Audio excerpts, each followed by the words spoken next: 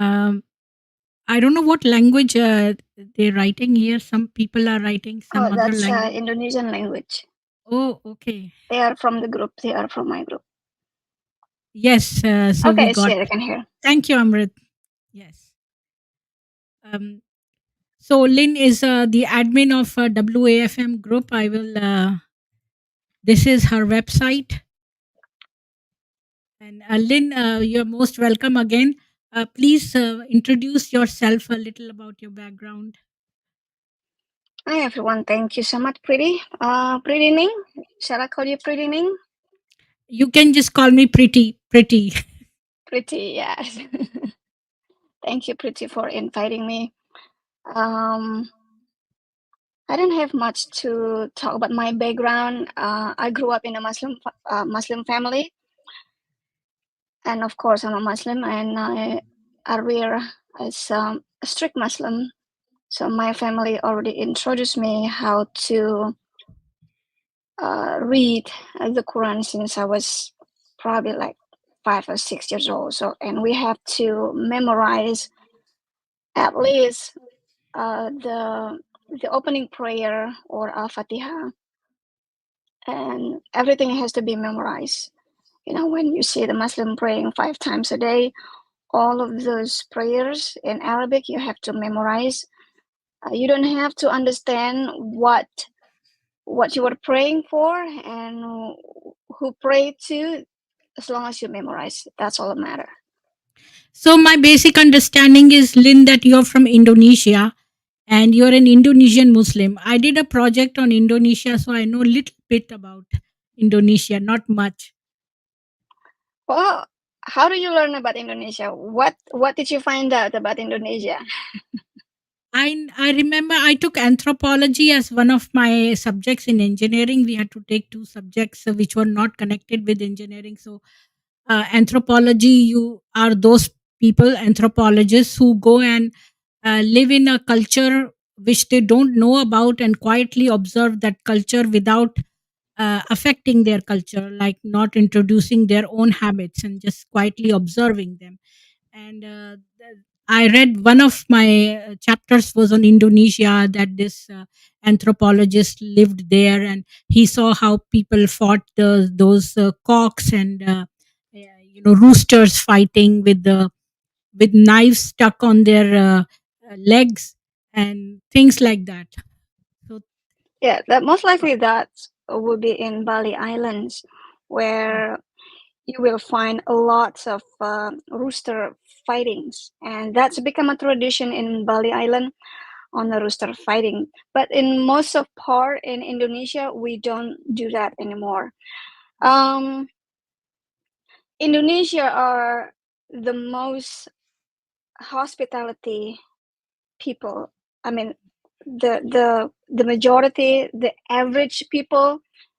Indonesia, if you separate Indonesia from the religion, Indonesia are the most hospitality people in the whole world, and they would love to host you. They are polite because we taught to be polite. If you separated the people from the religion, you will find the nicest people on earth. But when you combine the religion and the religion take over the people, that when you see a totally different things. The hospitality, it seems like no longer there.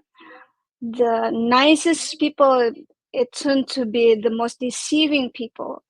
So, like I say, if you go far away from the city, if you go, say, to the most privileged place, you still find those people. But if you go to the places where the religion or the majority of religions are so thick, most likely you will find far away from hospitality. Yeah. I I'm know sorry. that they I have celebrate to say that, Ramayan. and I have to say that. I have to say that because I was there, and I see it for itself, And seeing what Indonesia right now becoming, it breaks my heart. I know they celebrate Ramayan. They have Ram Leela and all this, and they had coins of Ram, the deities, the Hindu deities, on their coins. So I know that.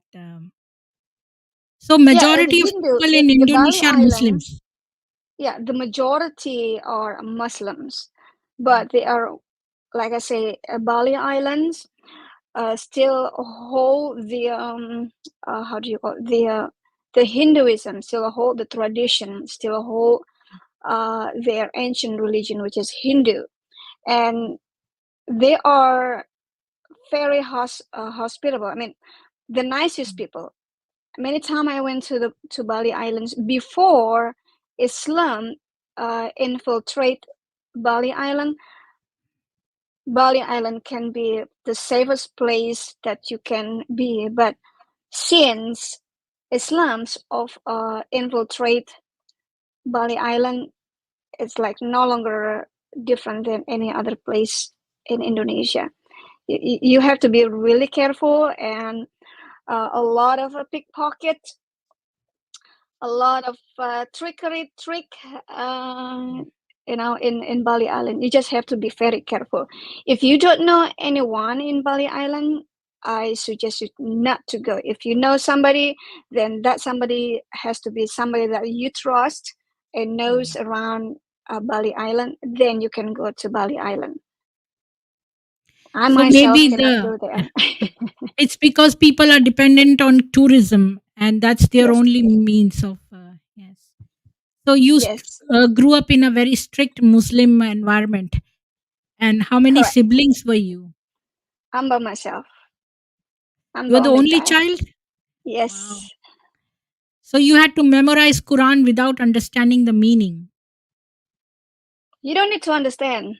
In Islam, you don't need to understand what you're reading, what you're praying. As long as you memorize, as long as you speak Arabic, then Allah will heal you. Period. Then what happened afterwards? Did you study? How much did you study? And did you have religion as your one of your subjects? Or Well, I went to school as an international school, so I study language and culture, and I study some culture, including India's culture, mm, and I study the Hinduism culture as well, because that's my major studying cultures other than Indonesia. So that was not my major at that time in religion. But as you grow up and your parents expect you to be what do you call it, the in religiosity, so I study more. I study more.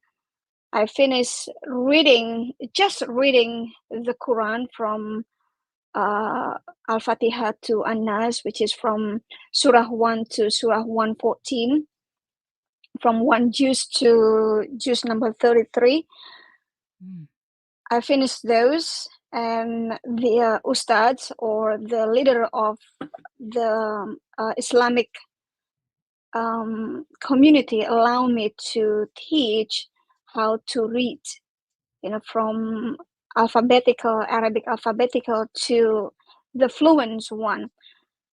But then I realized, hey, I don't understand what I read, and at that time, Quran with translation are not popular. Only certain people have access to the Quran with translation. mm. So, and they are not popular and very strict to own that particular Quran. So one of my friend from high school introduced me to this, like a group, a group of a Muslim, and over there they have the Quran with the translation, and I study the Quran in the Arabic and also in the translation. And we study more in the translation. And the more I study, the more, I becoming radical. When you study the Quran and you have a desire for your God, you have a desire to follow your religion, you become an extreme. And Yes. that what I I have a was. I question. become an extreme. In India, Yes. like they have religious schools called madrasas. So many Muslim children, they don't even go to regular schools. They go to this religious school, and in that religious school, the teacher, he beats the hell out of students, and he makes them memorize. They even say that the parents, they expect their children to be beaten. They say that the flesh is yours, the bones are ours. So they make them memorize, and some of the girl students, they have teachers come to their home and teach them Quran. So did you have this madrasa type of education, or any teacher came to your house to teach you Quran? No, no, that's called madrasa or pesantren. Yeah. How do you call in English? Pesantren is like Center, boarding boarding. boarding Yeah, yeah, school. Yeah, like a boarding school. yeah. They're taught only Islam, and their discipline is more like abusive, not a Yes. discipline. And also, in that place, in that boarding school, so much so happen uh, sexual abuse, whether Yes. a girl or a boy. And that's what I've been exposing. Every time we have a case, and I expose it to of course to Indonesian community, because I speak Indonesia and my partner is also Indonesian. And we bring up the topic, this is what's happening in Indonesia, this is what's happening with the boarding school, Islamic boarding school, because the government are not paying attention of these schools. They have no regulation. They don't have a strict regulation for the boarding school, for the expensive Islamic boarding school with the strict regulation. They are okay, but for this small boarding schools with their own curriculums, their own teacher, they pick their own teachers, that when you find lots of problems, and they are not cheap. Many parents sacrifice their life, their wealth, to be able to put their children into these boarding schools, expect that one day their son or daughters will be imam or will be a teacher of their religions. But in fact, when they came home pregnant, they've been abused, they're traumatized, they live with fear, and they've been sodomized, sort uh, abuse. That's what's happened in these boarding schools. In India, 99% of all these boarding schools, all these madrasas, they are boarding schools only. And many poor people, they send their children there because they get free food over there. So then the Maulavi who is teaching them there, he sexually abuses them also at night. I have one boy come to on my channel. He was in his teens. He said that every night he couldn't sleep. He kept one of his eyes open to see one boy, the good looking boys. The Maulvi used to place his hand over his VV, and then that's how it starts. And then there is a person who applies medicine if their uh, particular the part gets affected, then he applies some medicine over there. So there is a medicine person also over there. So the situation is worse in India, and they are asked not to disclose this to anybody and to keep it as a secret. And this trauma goes on, and they are not to speak about that because it is a matter of their own prestige, the families. So they won't believe the families on their own children are afraid to disclose it to their parents. So it's the same everywhere. In Indonesia also it's the same. Yeah, wherever the majority mostly happen with the countries where I would say lack of education, lack of a discipline, um, lack of authority, Mm. where corruptions are, because I know India is now um, the largest have the largest population in the world, and now it seems like India also have an issue with the Islams, with Pakistanis who immigrated to India. Am I correct me if I'm wrong? And also because India also next to Afghanistan, am I correct? Or Yes, it's like has even surpassed China. China used to be the number one in terms of population, but in India, when the India divided into two parts and half was given to Muslims and half for the Hindus were hospitable and they asked the Muslims to keep living there. And so, not all Muslims went to Pakistan. So, that was the most foolish thing. We divided the country and the cash and all the assets, and some Muslims remained behind and they multiplied. Whereas the Hindus over there were all killed in Pakistan, the statistics of Hindus has declined to very low percentage, whereas in India they multiplied and they multiply exponentially. So they have become a nuisance. Since our government is still Hindu, so we have little bit say. But in Indonesia, your government is Muslim, I suppose. So that's why when you complain about these sexual abuses going in madrasas or boarding schools, they don't listen because they already expect that. That's what my thinking is. well, in Islamic religion, in their Quran and their Hadith itself, what they do actually not against the Sharia law. In Islamic law, the Prophet Muhammad, as an example, of um, their prophet, giving an example, he marrying a 6 years old child and then start penetrating at the age of 9, and also have many young wives, Mm. and it's become the role of their religion. What's so funny is Indonesia itself is a democratic nation, not Islamic nation, but many of the law slowly turn into the Islamic law. Like they have the blasphemy law, this blasphemy law just to protect Mm. Islam and the religion from being attacked, um, exposing from being exposed. So, for example, I'm a Christian. If I read the Quran and expose the Quran, they call me. They will call me um, a blaspheme, Mm. blaspheme against their religion. Even though what I'm doing is just read, and they say, well, because you're a Christian, you have no right to read our Quran. But it's okay for them to blaspheme our Bible. It's okay Yes. for them to mock our God. And it's like See this. no big deal.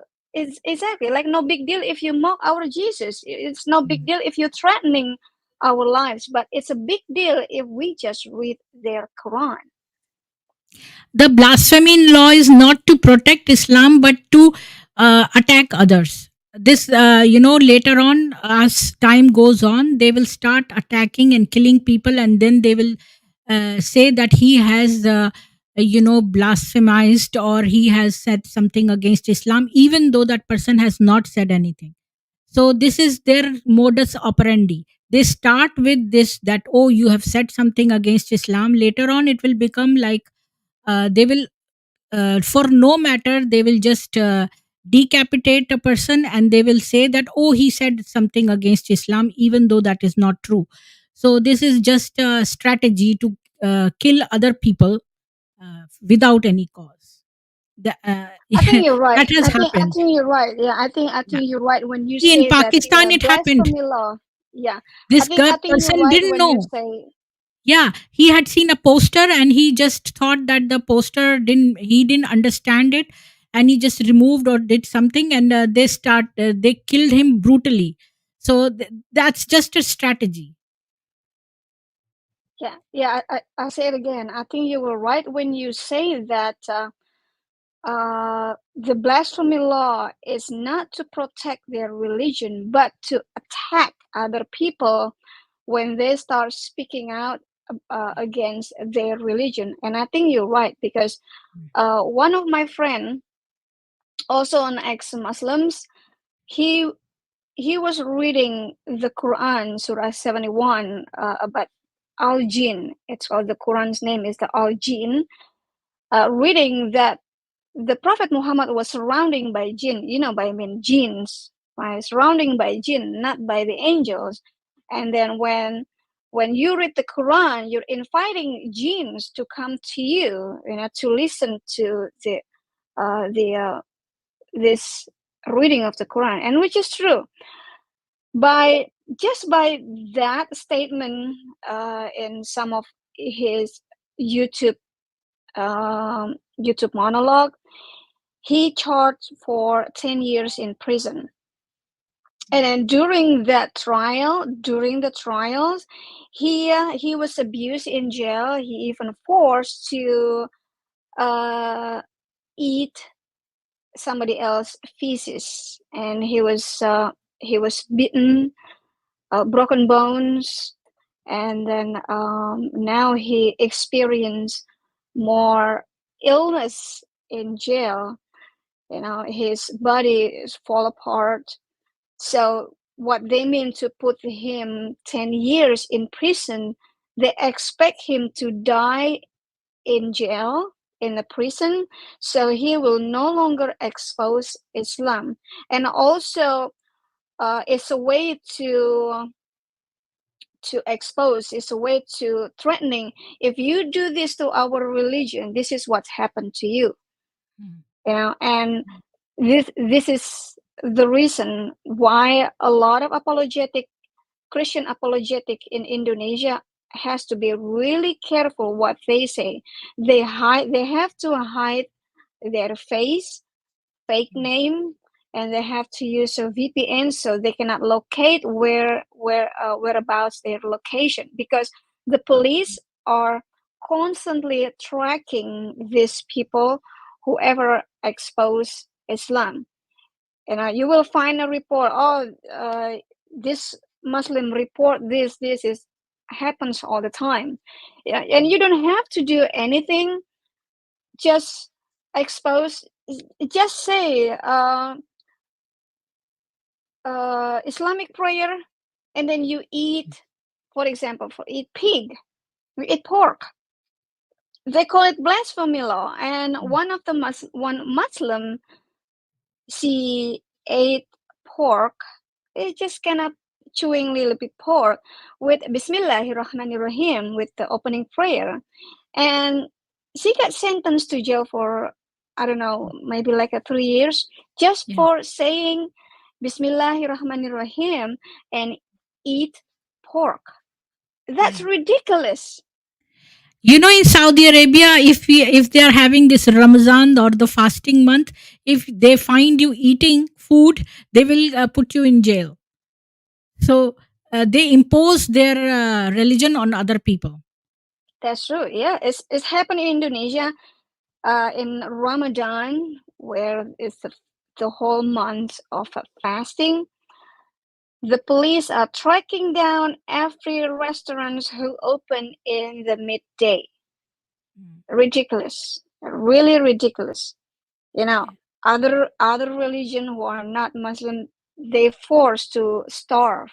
They forced to follow their religion, even though Islam is not in the constitution. But funny things, when you have Islam as a majority, that's when the chaotics begin. We can see what's happened in Britain, in Sweden. French, Sweden, Yeah. per se. We can see that. It's the Well, same not modus because operandi. Yes. exactly that is So true. So India has to be coming back very to your careful. experience, you Uh-huh. were saying that you started reading Quran and in other language and memorizing, and you noticed some discrepancies or some questions you had, but they would not answer. Then what happened? Yes, What kind of a lot of questions did you have? question. Well, the question is really simple question. He said the Quran say uh, Allah can do anything. Allah is Maha. Maha mean the most. He can do anything. He can do everything. He is able, right? He said he is able.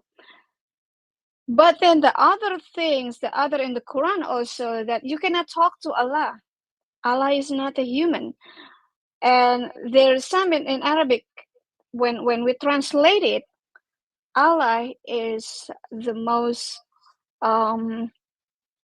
appear, or what do you say?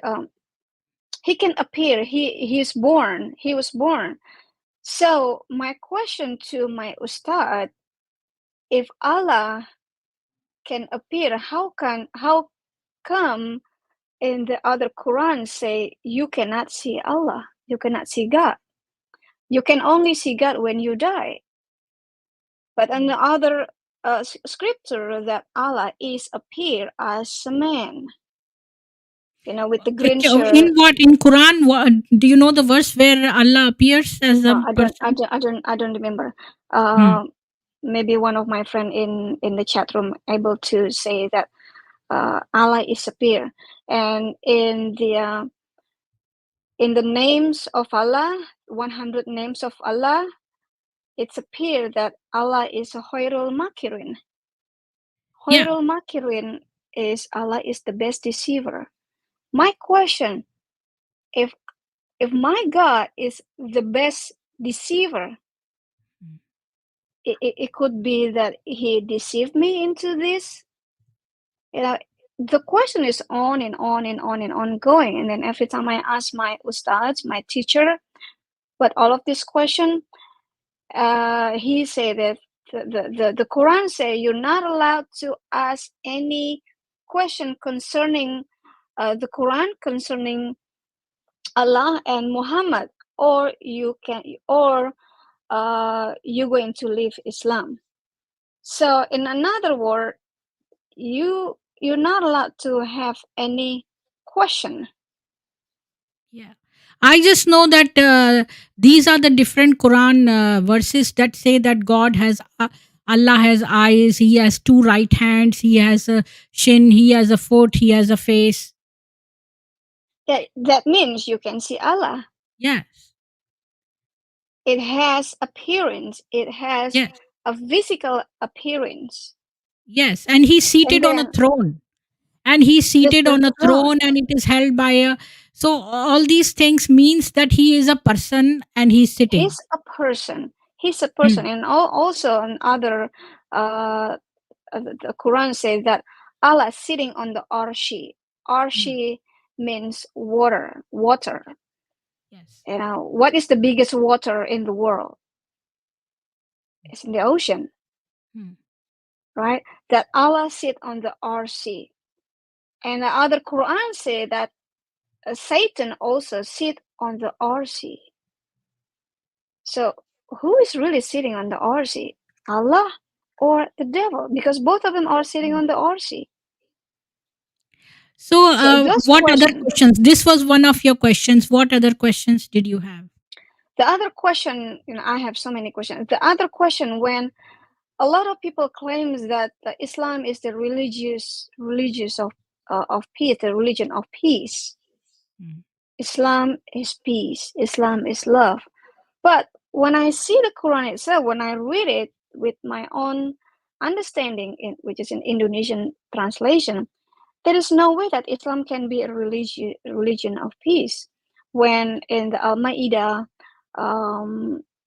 says that whenever you find unbeliever, make a war against them until they say La ilaha illallah, ashhadu la ilaha illallah, and become or embrace Allah's religion, or they pay a heavily tax. So I don't think that verse a verse of peace. Like whenever I find any unbeliever, any ex or non-Muslim, I have to make a war against them, and you have to push that person until they can no longer make a way. And you gotta push them and push to the ditch. That's not peace. PIECE, peace. Yeah, it's not peace. It's not pace, but peace. Yes. In like pieces. Like peace. Peace is, let me type. PIECE, peace. Yeah, peace. Yeah. That one. So that was your second question. What was the third question? There are many questions when they say that Allah can hear you. Okay, if you have a doubt, other people cannot answer. You can ask Allah, and Allah will hear you, and Allah will answer, and Allah will give the sign that, I'm sorry, not peace, but I'm sorry, peace, not peace. This peace. No, peace. If you I think it should be this. I think this should be there. Peace. What you type peace is this. It's a one Yes. piece, two piece. Yes. Not that one. Not that one. That's what my answer is. Like Islam writes it wrong. It's not. It cannot be PEACE. It has to be this Right. piece. Yes. Yeah. So, what was the question again? And the So other thing, that was your that's what second they question. say. What's your third question? Yeah. The other say that if you have a doubt, with Allah and Muhammad, you can go straight to Allah in prayers. So I did. I prayed tahajjud from 2 o'clock in the morning until 5 o'clock in the morning. So 3 hours I pray. 3 hours I ask Allah to appear, and there is no signs of Allah appear to me. There is no sign that Allah can even hear me. So I threaten Allah. I threaten Him.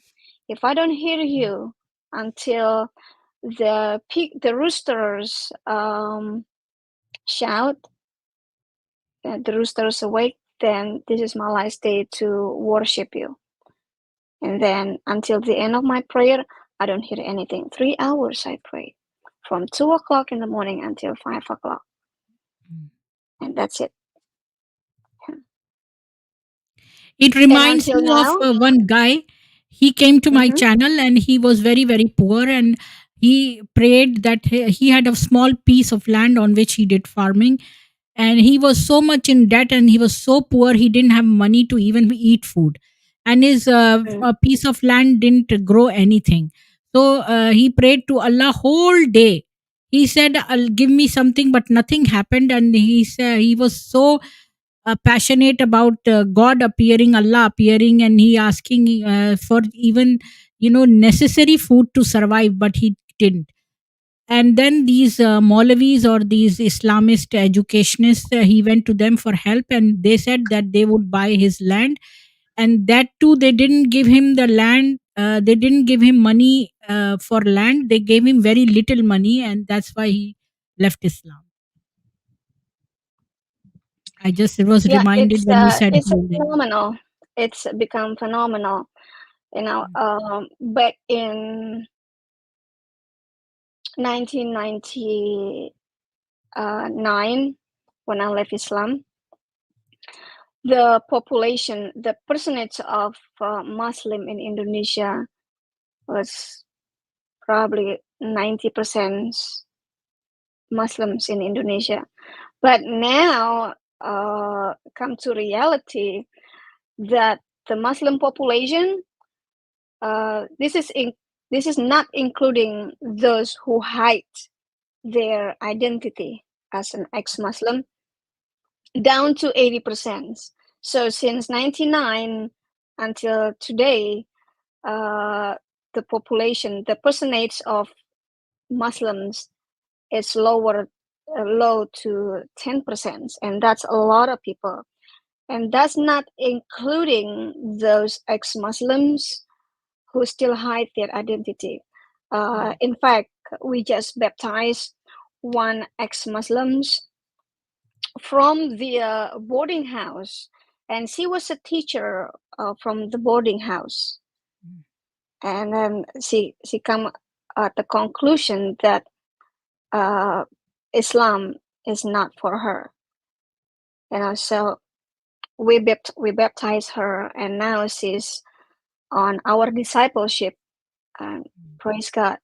And nothing is impossible with God. And also, I have just a testimony from one of my partners.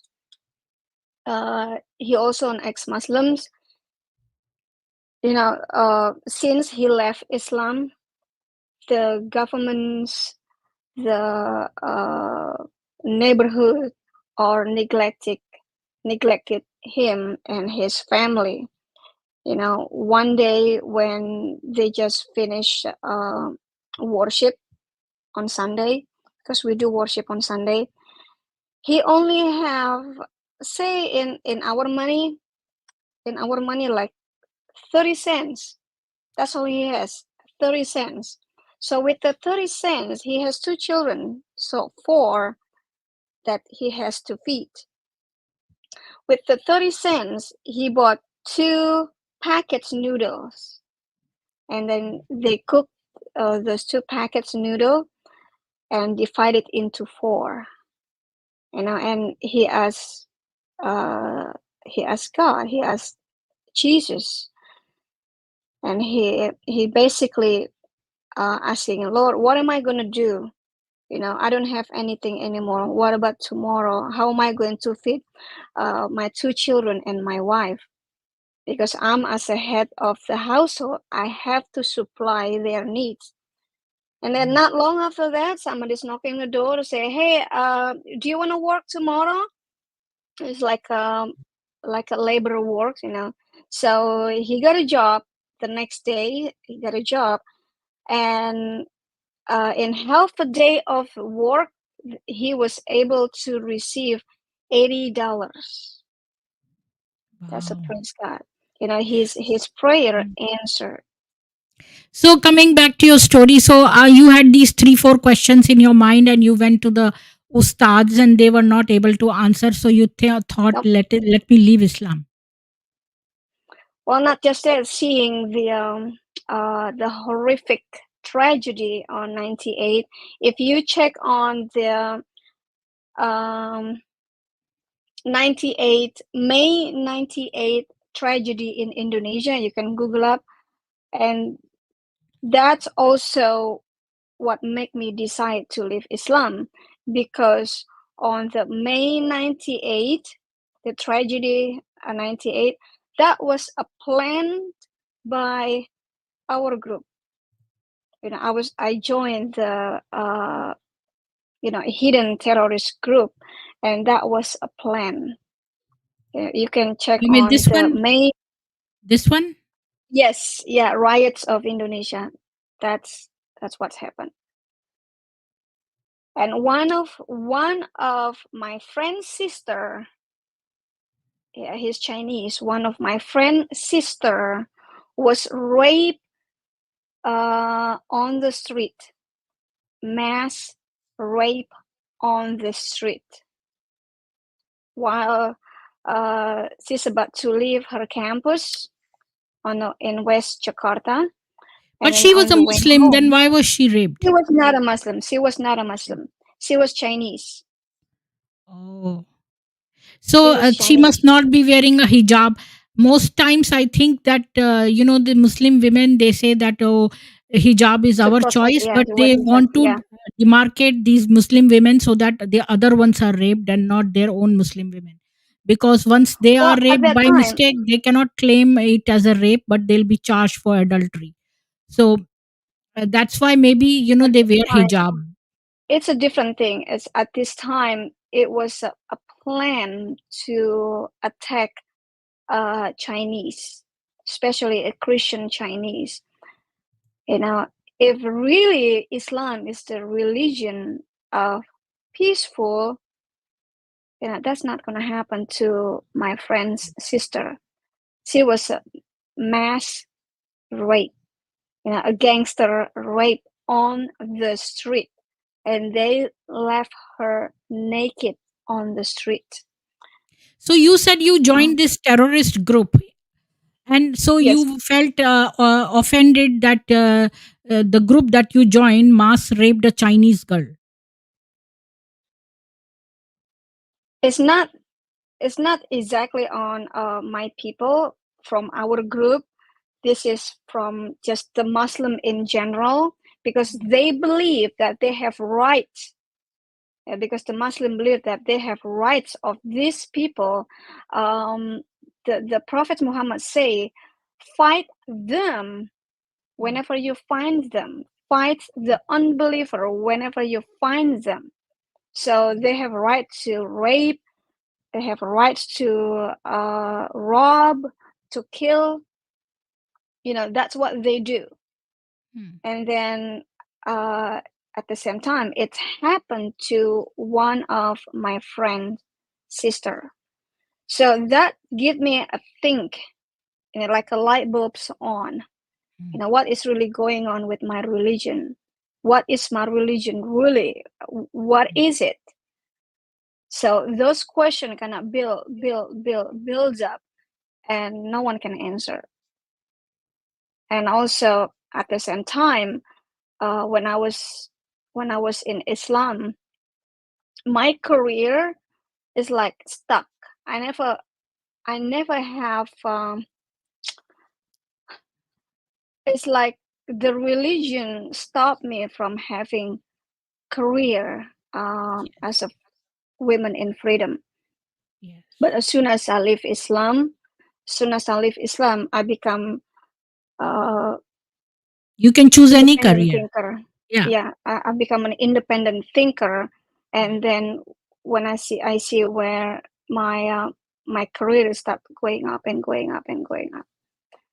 So in Islam, you cannot have those kind of careers, because uh, the Quran say that women only have a half of a brain, and then uh, men are the master of women. So women has to obey the men. Women cannot leave the house without the permission of the husband. That's in Islam. Not And only that, Muhammad said that women, since they don't earn, first of all, he stopped all the avenues for women having a career of their own. Now, once they are dependent, he's saying in a verse that women should lick the pus and the ulcer of the man because he's earning. I have that yeah, verse, and it's so disgusting. Like the level of demotion he did for women. And even if a woman is pregnant and she's sitting on a camel, if her husband calls her for sex, she should have it. Even yeah. when she's birthing, even if she's birthing, if he calls her for sex, she should go for sex. Well, Anisa 24 and Anisa 34, it says right there that if the women's refuse, uh, the husband can beat the hell Yeah. out of a woman, Yeah. and a woman is just like a tilting ground, and you can tilt anytime you want, whatever, however Yeah. you want it. So even if a woman have a menstruation or in Mm, periods or in pain, it doesn't matter. Whatever, mm. it doesn't matter whether women cannot or in pain or sick. You have to satisfy your husband. Yes. This is become the issue to me. Because I'm a BDSM. Do you know about this term called BDSM? BDSM. I don't know what is It's that. a bondage. It's bondage, dominance, masochism. It's like uh, it's a sexual kinky game. They play master and submissive, or between master and slave.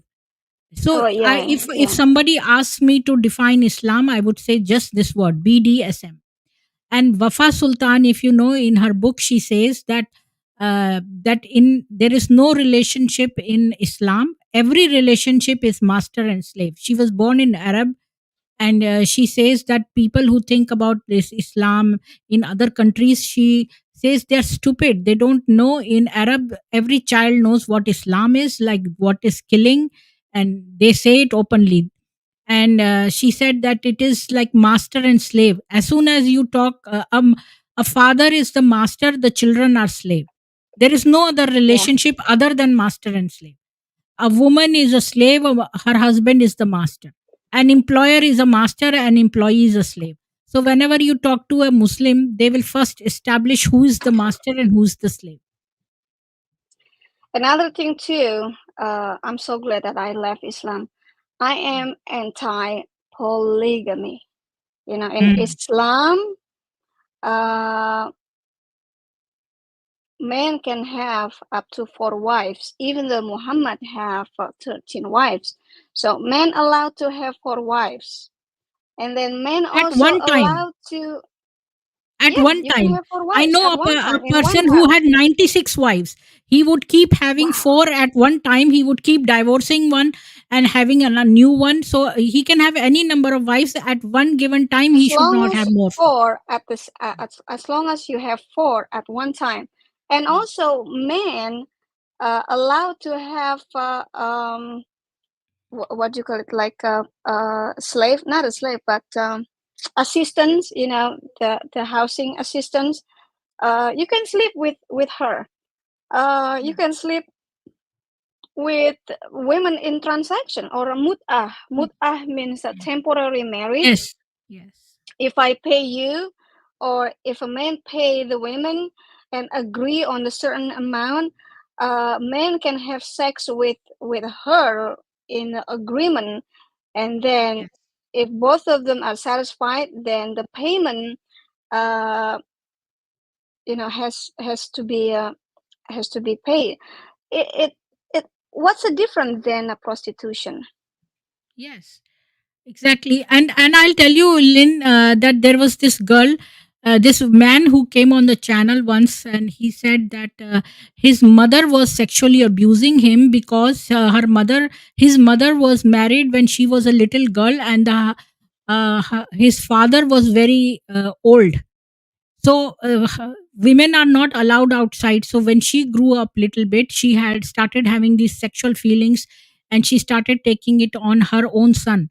So it's like an abuser Wow. abuse cycle, and it goes on in multiple dimensions, and it's like pedophilia, polygamy, and all this sexual abuse. This keeps on multiplying in many vulgar ways. There is no pedophilia in Islam uh, uh, dictionary, because the Prophet Muhammad did as an example. So there Yeah. is no such a thing as pedophilia. There is Everything no is because punishment in for the name rape of Allah. also. There No, is there no is no punishment of rape. punishment. No, and you cannot accuse men to rape Yeah. unless you have four witness, four men who witness that you were raped. I mean, Yeah. these four men have to witness that this man penetrate you, and this man has to be able to explain to the judge, Yeah. yes, judge, this man penetrate his genital into Yes. this woman genital in such a way, in such a way, such a way. So why So won't that's those four men ridiculous. stop the rape? Why would they keep watching and not stop the rape? I don't That's understand. And that's my rape is done. concern. And rape is always done in like remote places. It's not done where four people can watch. So that's such a stupid thing. Exactly. So if you accuse, oh, this man raped me, and you have no witness, there is no four-man witness that he penetrate you, there is no rape. Yeah. and the women has to pay the consequences because he accused the man. So this is a ridiculous law. And Actually, the he was other things against his too. mother. Muhammad was his mother left him when he was 6 years old, so he was Mhm. taking it out on all women. So he was. That's why everything, all his verses suggest that he is so much hateful of women. Yeah, that's Everything. true. So you Because he decided to hates leave women so Islam. much. When you decided to leave Islam, did you speak about this to your parents, and what was their reaction? I spoke to my mom. My mom is the first one who knows that I left Islam because I have a close relationship with my mom. Oh, she was crying. She's crying almost every day. Who gonna bury me? Who gonna Mm, pray for me? You know, what's happened if I die and you're not praying for me? So she put me into a guilt. You know, that's mm, what Muslims do, mm, make you feeling guilty. And then no other family knows that I left Islam until uh, nobody knows. I was agnostic for 13 mm, years. mm, And after I left Islam, I left agnostic. I mean, searching for the truth, searching for mm, the true God, searching for God who can answer my question. So mm, that's my challenge to God. Whoever you are, God, that's my challenge is if you can answer my question, you'll be my God. And Jesus answered my question. So he is my God. So um how do So, I'm forgetting what I want to say. so your parents now, did they change? Your father, Yeah. he must have come to know that you left No, he Islam. doesn't know. He doesn't know. He doesn't know Mm, until I uh I receive I become a Christian here in America. I left Indonesia the end of January 2001, you know, until now. mm, Uh 2012 I become a Christian, and then 2013 when I finally tell my dad my mom passed away on September 11, 2001, exactly as the Twin Tower got hit. Um, that's when I told my dad I become open that I left Islam and I become a Christian. And then my dad disowned me, you know, as a child at that time. So that was like become a last conversation. mm, But praise God, we have a build. We reconnect mm, again. We reconnect again. And then my uncle, as soon as I told him about my new faith, he wants to kill me. He mm, say he will be the first one who will separate my head from my body. mm. That's what he said. And until So, today, mm. it's still the same. So when you were Islamist that time, were they not speaking about your marriage? Because my guess is that they start marrying their girls at a tender age. I'm a different. I'm not into marriage actually. I'm very independent. Now you are, Very but when you were a independent. Muslim, when you were little, and that I was time. so independent. Yeah, I'm very independent. I'm a tomboy, or it's like look like a boy, dress like a boy, but I'm not a boy. You know, I'm a pure woman. Tomboy. You're a tomboy. Yeah, tomboy. Yeah, and I'm not into marriage. I'm not thinking about marriage at all. I have a lot Mm, of male friends, but mm. I'm not into relationship. You know, I'm into career and devote my life to God. I'm a That's very now. I was devotional talking about woman. when you were a Muslim. When you were a Same, yeah. Muslim, Yeah, when I was a Muslim, so, I was a very devotional woman. That's why I yeah. joined this terrorist group. Yes, but that time your parents didn't think about marrying you. They kept asking me to get married, to marry. I'm just not into marriage, so Mm, if I can go to heaven with jihad without marriage, why do I have to go through marriage? mm. One of the girls asked one Maulana, famous, like has a very esteemed position in Islamic society. She asked him, "What will all the men will get these 72 virgins? What will women get? What will I get?" So he said that, well, you will become the head of all these virgins. Like you will be the head person over them. That you will decide like who is going to have sex with my husband. So who would want that position? Yeah, I don't think any women will want it to that position. And the Ye- Quran says that most women are in hell anyway. Yeah. They got this 72 virgins from hell, not really a human being.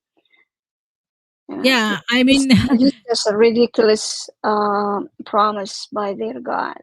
135 feet tall, with their transparent skin and voluptuous body and boobs and big eyes and all that. This is all dreams of a desert dweller who didn't have these things. So, like after death, everybody will have new bodies and they'll become 30-year old and they will have uh, erection, permanent erection. That's not possible. So all these stupid things are written there which are not Yeah. feasible. Yeah, actually, the if you go to the original translation, it says maiden. They will receive 72 maidens. Mm, Maidens are not a fully formed a women. Like a fully mm, formed women are in mm, their 30s. But mm. maidens, when you No, go no, to men will Google, become 30s, not maidens. The yeah, men yeah, who are not dead yeah, but in their this, when they get up on the day of I this know, thing. Yeah. but yeah, I know, but they have the wrong imagination. If you go to the ages of maiden, they are Mm, between 12 years old to 19 years old. yeah. When you're 12 years old, you don't have a big boobies like a Playboy magazine cover. You don't have it. 15 years old, you don't have that big boobies as their imagination, like a papaya or like a melon. You don't have it. you know they have the wrong imagination. Maidens Yes. 12 to 19 years old, they like children's, they like women when they just flowering, it's a Yes. virgin, it just grown up Well, as they'll a have woman. small boys also. Gilema. They will have That's true. small Yeah, they boys have also. they have boys. Their heavens are no different than A a brothel, a boarding divine brothel. brothel. Yeah, like a brothel Yeah. or a house of prostitution. Who wants that? I Yeah, don't think any woman wants that. and these people still believe that they are going to have such a thing. I It's know that's incredible. Even people who are educated and they know they are doctors, engineers, they would believe such stupid things. yeah. Well, that's become my job now. That's become my responsibility to expose Yes. And do you know Islam. the nine kinds of deception in Islam? That the ninth one is called muruna, and in that they try and become other people, like other people, and they will have their imitate their culture and they will start living within them, and you will not be able to spot them. That's a biggest kind of deception. And there are many small cults that have grown in India, and they don't recognize Islam, but they are Islamist in origin. And you'll be surprised that they have inserted Allah into them and Hindu deities in them, and they are prospering in India because they people don't know. They see the Hindu deities, they think it's a Hinduism. It's not Hinduism. For example, Brahma Kumari cult, they all show Hindu gods, but they are in fact Islamist in origin. There are many such cults in India. That's Yeah. something you should look into too, because in Indonesia also they might start something like that.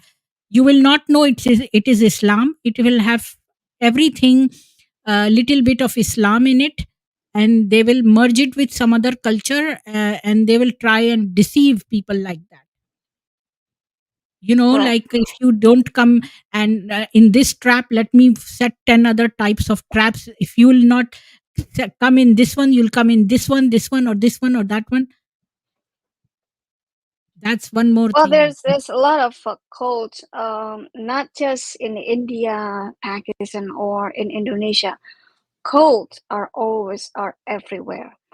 Mm. Um, in Islam itself, they have a sect called Ahmadiyah.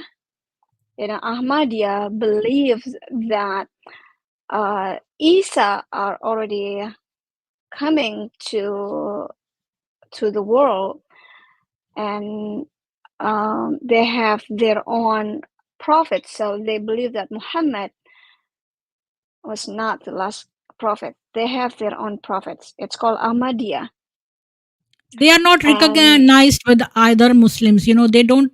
They throw stones at Ahmadiyya in Pakistan.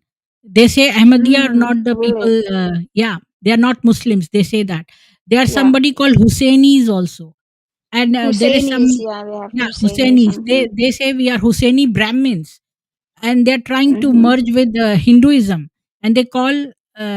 There is one priest of a Islamic mosque. He came to my channel, and he said that we believe in Allah as well as we Shiva, and in Hindu deities also. That's because they think that Sanatanis or the Hindus are very rich people, and they will give gold and other things. So they have said, oh yeah, we believe in this also. But actually they are Mm-hmm. suicide bombers. They are Aga Khani Muslims. Have you heard about Aga Khani Muslims? No, I don't know about Aga Khan Muslim, Aga Khani, but the they suicide have horses. bombers, Yeah, they have the horses. Like, they like show in that they have a Afghanistan. business of horses, but actually they Yeah. don't have. That is the outside thing, but inside they are the suicide bombers. Like, yeah. Well, the suicide bomber are the true Islam, because Yeah. in Islam you have to make a war, you have Yes. to, excuse my language, to kill Yes. uh, others believers, others than Muslims, Mm. and that over and over in the Quran. Kill them, make a war against them, Mm. pressure them, make a terror Mm. against them. That's on and on and on and on, you Mm. know. I was reading And their book, and they said mhm, that if a farmer is doing farming and is happy and is a Muslim, he will go to hell unless he does jihad in the way of Allah. So they have to do the jihad, and yeah, the biggest that's true. jihad is in which the horse dies, and there is a lot of blood. That is the biggest form of jihad, and that kind of jihadi will have the seventh layer in the heaven. Mm-hmm, mm-hmm. Well, that's And that's a yeah, ridiculous promise. and Muslims, All their Mhm. They are their trying to make. heavens, Yeah, go ahead. yeah, their heavens, it's full of sexual uh, activities. Yeah. They say, "Oh, this is something that we hold on to." Sex parties. That's what a man thinks. Always sex parties, and we're going to have that in Jannah. Uh, I'm speechless with that ideology. Yes.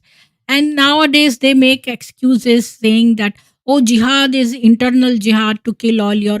They try and copy the Hindus, because in Hinduism, all the scriptures say to kill the inner vices like anger and all that. So they have copied that from there, and they say, oh, jihad means the internal killing of all these vices in us. It is called jihad. But here it is wrong, because in their book it says that if you are disabled and cannot go for jihad, So the disabled are excused, and if you are sick, then when you become better, then you have to do the jihad. So if it was in internal jihad, this verse would not have come. So it's an outright lie.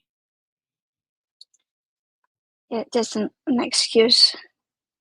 Well, my last word for anyone who watch this channels, because I connected to my channels as well, one channel, which is Live Islam Now.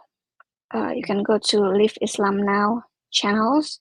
You will find our materials from historical. We expose from the historical, from the Quran, and from archaeologies, and also from their own books. You know, today, in today's society, we have to think again about this religion. Is the violence that they spread on Islam? Their book speak for itself that Islam is full of violence. Will this fit into today's society? Will this fit into your family?